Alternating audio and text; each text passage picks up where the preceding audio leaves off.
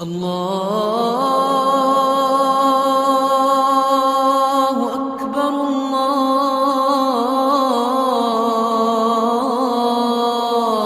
Women wear veiling because they believe that God has instructed them to fulfill His commandments for modesty. Others believe that it is a personal choice and reflects one's devotion to God. Surat 24:30-31 is a very common Quran verse that is used to defend the wearing of the hijab. It states, "The believing men are enjoined to lower their gaze and conceal their genitals, and the believing women are enjoined to lower their gaze and conceal their genitals. Draw their headdress to cover their cleavage, and not to display their beauty, except that which has to be revealed, except to their husbands, their fathers, their husbands' fathers, their sons, their husbands' sons, their brothers, or their brothers' sons, or their sisters' sons, or their women, or their slaves, or their eunuchs, or children under age, and they should not strike their feet to draw attention to their hidden beauty. O believers, turn to God, that you may now bliss." The most popular veil worn in the West is a hijab. It consists of one or two scarves that cover the head and the neck. The niqab covers the entire body, head and face. However, an opening is left for the eyes. The two main styles of the niqab are the half niqab that consists of headscarves and facial veil that leaves the eyes and part of the forehead visible, and the full or the gulf niqab that leaves only a narrow slit for the eyes. My name is Sumay Hussain. I'm 24 years old. I started wearing hijab when I was a child. I can't really remember when. And I wear it because I believe it's something that my Creator wants from me, and I also believe it's a benefit to myself. My name is Sonia Khan. I'm 32. I'm originally from Pakistan, and I don't wear a hijab or niqab. Hello, my name is Sheikha El Kathiri. I'm 20 years old. I've been wearing the niqab for 1 year, and I do it to please my Creator and as part of completing my faith. Let me ask you straight up, what most people I think would want to know is, why do you feel it's necessary to hide your face? By covering my face, I'm honoring myself, and I'm presenting myself to the world as the sum of my character, as the sum of my personality, my contribution towards society.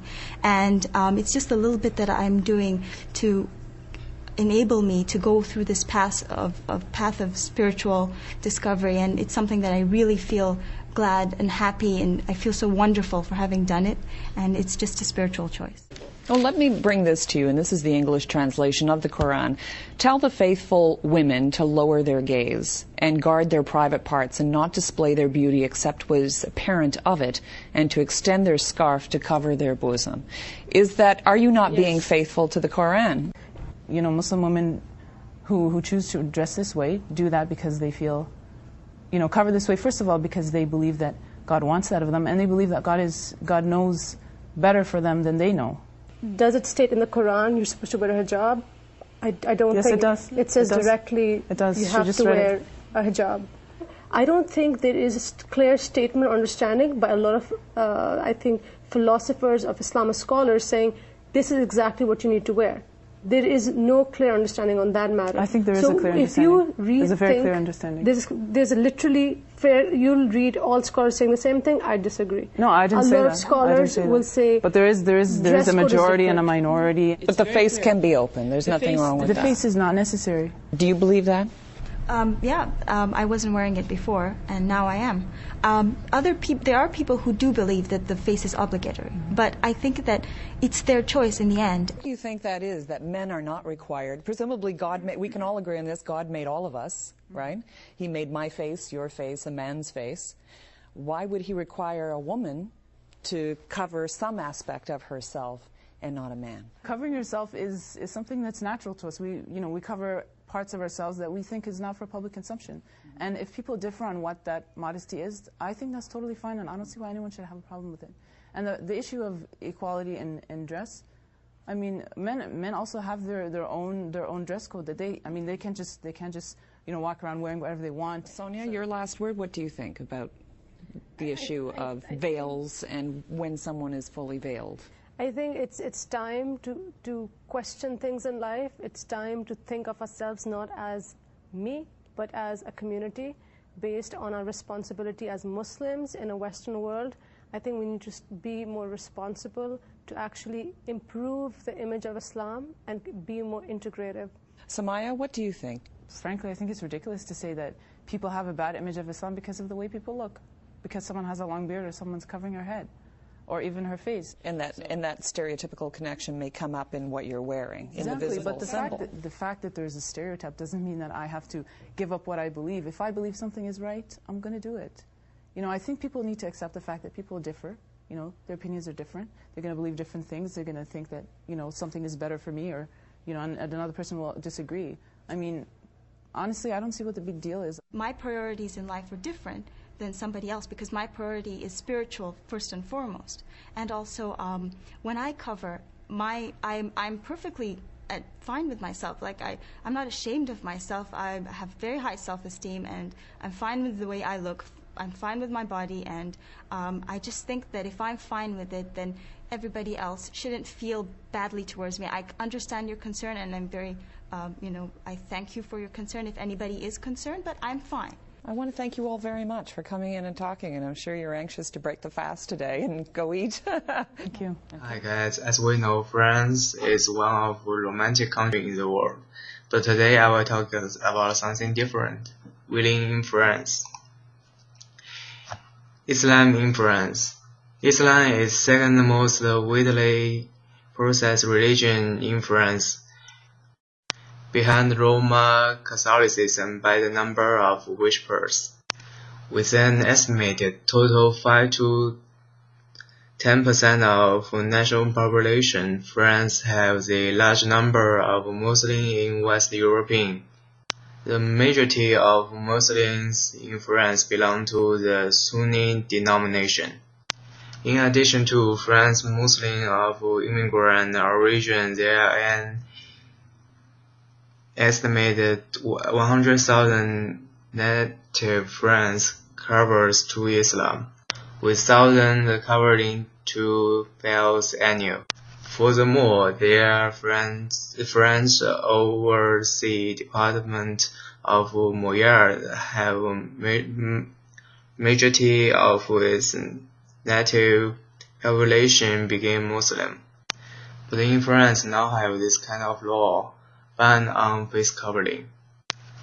The French ban on face covering is an act of parliament passed by Senate of France on 14 September 2010, resulting in ban on wearing face covering, hand gear, including masks, helmets, belly canopy, niqabs, and other wearings cover the face in public place, except under special circumstances. The ban also applies to the burqa, a full body covering, if it covers the face. Consequently, full body costumes and that ties were banned. The bill had previously been passed by the National Assembly of France on 13 July 2010. Here we can see a video about these things. In France, women are now officially banned from wearing full-face veils in public after controversial law came into effect. While the government says the move is aimed at helping Muslims adapt to the local community, critics accuse President Sarkozy of persecuting Islam to win back votes from the right. But in a country with Europe's biggest Muslim population, the law risks igniting social tensions, as Daniel Bushell reports. Pin has just become a criminal. From today, a new French law bans covering your face in public. It's designed to make Muslim women integrate in society. But the softly spoken single mom says it's had the opposite effect. My friends have simply stopped going out at all. The new rulings made some scared to speak out, but many vow not to change the way they dress. The move undermines what the French Republic stands for, says this businessman. He pledges to pay the €150 fine for anyone who continues to wear a veil and is taking the dispute further. We are suing France in the European Court of Human Rights. It's about freedom of expression. Abderrahman Dahman was fired as Nicolas Sarkozy's integration advisor last month after criticizing the president's approach. He now calls on French Muslims to wear a star similar to the one forced on Jews by the Nazis. This government should learn how to negotiate. Opinion polls show record low approval ratings for the French government, with accusations it's deliberately stirring interracial tension. Friday prayers in Paris, Muslims are forced to worship on the street. The government blocks the building of basic public prayer rooms. More discrimination, say worshippers, against the Muslim population. France has seen riots in recent years against government policies. There are signs of more brewing. It is a distinct possibility, especially when the domestic decisions and events and foreign decisions and events come together. Those foreign events have also outraged partners in Europe. Jennings blames France's illegal deportation of Roma and sending North African refugees back to Italy in the face of international anger. That splits the Franco-German axis that drives the EU. This axis, as it has been called sometimes, is not functioning. Analysts fear France can no longer lecture Muslim regimes when it picks on its own ethnic minorities. Why should we stop prosecuting Christians if you are prosecuting Muslims? Saying you have absolutely no credibility and reliability to tell us what we should do. But cracks are forming within the French government over its hardline policies. Several high-profile politicians in the ruling UMP party last week quit.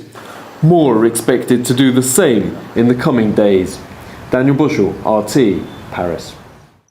According to the law, the key agreed supporting this proposal is that face coverings prevent the clean identification of a person, which is both a security risk and a social hindrance within society, which relies on facial recognition and expression in communication. The law was changed and taken to the European Court of Human Rights, which upheld the French law on July 1st, 2014, accepting the argument of French government that the law was based on a central idea of living together. Thank you for listening. Blog, and today I'm going to talk about veiling in Islamic countries and especially USA. Okay, so first of all, some facts about Islam. Islam is the third most popular religion in the USA, followed by Christianity and Judaism, and it's followed by about 0.6% of the population, which equals up about 2 million people of our population in the United States. Further on, Islam is the fastest growing religion in the United States. From 1988 to 1999, it increased by over 100%. Okay, now to get right to the point of veiling, we first have to define the rights of our citizens in the United States. So first of all, America is a very individualistic culture, and it really focuses on their rights. Like you see all the time with gun laws and different laws that individual people have. And people who reside in America have the right of freedom of speech, the pursuit of happiness, and the freedom to practice religion. And all these three things really promote and are for an individualistic culture and lifestyle. Okay, now to go further into the theme is about veiling in the USA. So as I mentioned, all citizens or all people who reside in America have the freedom to show and practice their religion.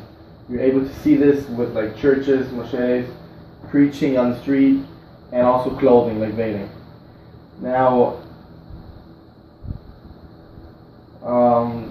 the problem with this is that a country that is formed by the belief that practicing should remain private, so that people should not veil,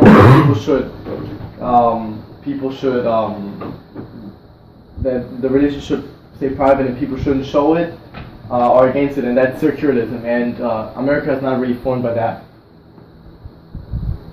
Okay, now veiling in the USA, and especially with clothing and the Muslim religion, Muslims often show and practice their religion through clothing. You see it all the time in everyday life, like girls dressing up with a hijab, and it shows a sense of identity, like they're proud to be of their religion and want to show it. Now, there are two different types, there are a lot more, but two main types.